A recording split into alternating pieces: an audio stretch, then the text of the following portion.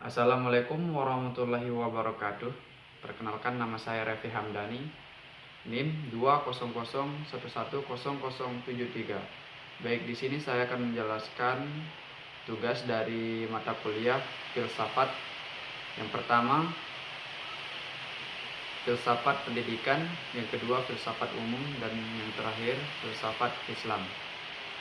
Baik, untuk pengertian filsafat pendidikan. Filsafat dan pendidikan sebenarnya adalah dua istilah yang mempunyai makna sendiri, akan tetapi ketika digabungkan akan menjadi sebuah tema yang baru dan khusus. Filsafat pendidikan tidak dapat dipisahkan dari ilmu filsafat secara umum.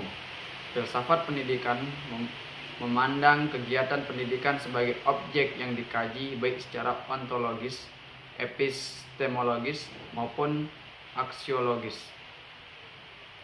Ada banyak definisi mengenai filsafat pendidikan, tetapi akhirnya semua mengatakan dan mengajukan soal kaidah-kaidah berpikir filsafat dalam rangka menyelesaikan permasalahan pendidikan. Upaya ini kemudian menghasilkan teori dan metode pendidikan untuk menentukan gerak semua aktivitas pendidikan. Manfaat filsafat pendidikan. Pendidikan dapat dibedakan menjadi dua wilayah, yaitu humanisme dan akademik. Sisi humanisme mengembangkan manusia dari segi keterampilan dan praktik hidup, sementara aspek akademik menekankan nilai kognitif dan ilmu murni. Keduanya merupakan aspek penting yang sebenarnya tidak dapat dipisahkan. Filsafat pendidikan berperan untuk terus menganalisis dan mengkritisi aspek akademik dan humanis demi sebuah pendidikan yang utuh dan seimbang. Jadi filsafat pendidikan akan terus melakukan peninjauan terhadap proses pendidikan demi perkembangan pendidikan yang dicetak manusia handal. Baik, untuk yang kedua, filsafat umum. Anggapan umum, banyak orang memahami istilah filsafat sebagai suatu teori umum tentang sesuatu, khususnya tentang bagaimana mendekati suatu masalah yang benar dan penting. Dalam media massa, contohnya dinyatakan bahwa kelompok ini liberal, sementara kelompok itu konservatif. Keduanya mempunyai perbedaan pendapat tentang filsafat politik, dan dinyatakan bahwa para pendiri negara kita telah sepakat tentang suatu filsafat negara. Sistem pendidikan yang diterapkan di tanah air juga didasarkan atas suatu filsafat. Filsafat adalah bahwa yang dibahas sebagai hal yang tinggi, sulit, abstrak, dan tidak terkait dengan masalah kehidupan sehari-hari. Filosof sering digambarkan sebagai seorang yang mempunyai IQ dan intuisi yang jauh melebihi tingkat rata-rata manusia. Filosof juga dipandang sebagai seorang yang tidak mempedulikan masalah sehari-hari, tetapi sibuk merenung dan memikirkan persoalan hakikat suatu yang sulit dicerna. Ada juga beberapa ciri-ciri filsafat. Dari begitu banyak definisi yang diikuti, apakah ciri-ciri utama filsafat yang tetap hadir? Ciri-ciri itu adalah bahwa filsafat adalah upaya manusia untuk mendapat hakikat segala sesuatu. Yang pertama, universal atau menyeluruh, yaitu pemikiran yang luas dan tidak aspek tertentu saja. Lalu yang kedua, radikal atau mendasar, yaitu pemikiran yang dalam sampai kepada hasil yang fundamental dan esensial.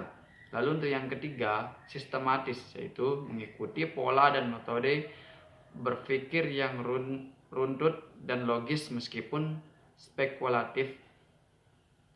Ada beberapa penulis menambahkan ciri-ciri yang lainnya, yaitu deskriptif, yaitu suatu uraian yang terperinci tentang sesuatu, penjelasan mengapa sesuatu berbuat begitu.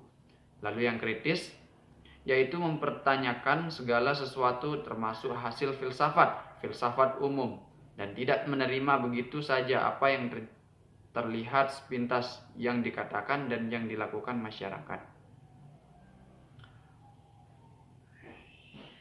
Analisis, yaitu mengulas dan mengkaji secara rinci dan menyeluruh sesuatu termasuk konsep-konsep dasar yang dengannya kita memikirkan dunia dan kehidupan manusia. Yang keempat, evaluatif, yaitu dikatakan juga normatif.